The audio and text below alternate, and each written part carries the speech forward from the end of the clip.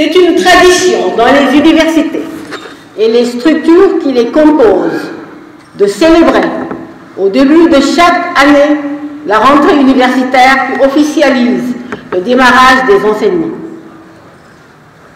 Nous avons choisi ce samedi 4 mars, un jour bien particulier, car marquant les retrouvailles de plusieurs promotions et générations d'étudiants pour un moment de communion. Certains n'ont jamais, ou presque jamais, quitté ce lieu où ils ont passé toute leur vie professionnelle par choix, tandis que d'autres ont investi les plus hautes sphères de l'État ou le monde économique et reviennent occasionnellement, mais avec bonheur, à la faveur d'une soutenance de thèse ou d'une autre cérémonie académique.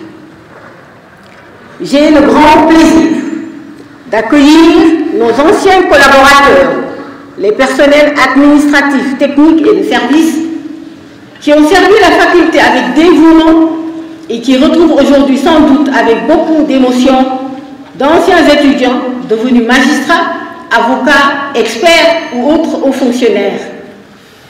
Leur présence aujourd'hui, comme un retour aux sources, prouve, si besoin était encore, l'existence d'un lien indéfectible avec ce temple du savoir. Ils ont marqué cette institution. Je souhaite à tous la bienvenue. Et je voudrais avec vous me souvenir de nos chers disparus. Le doyen Moustapha Souran, le doyen Ibou Diaïté, le doyen Bakari Traoré, nos collègues Félix Ngoma, trop tôt partis, le doyen Elimadou Defal, Ndiawar Diagne, nos collègues Ibrahima Kamara, Moussa Kamara, Jean-Luc Correa et malheureusement bien d'autres encore. C'est précisément en misant sur nos forces, nos compétences et le dynamisme que nous pourrons relever les défis. C'est la raison pour laquelle nous avons décidé d'associer les amis de la faculté, en particulier les anciens diplômés, dans ce projet de rénovation. Rénovation des infrastructures, rénovation des programmes et des filières. Nous avons déclenché ces opérations de réhabilitation et d'amélioration des conditions de travail et nous savons que ces efforts doivent se poursuivre.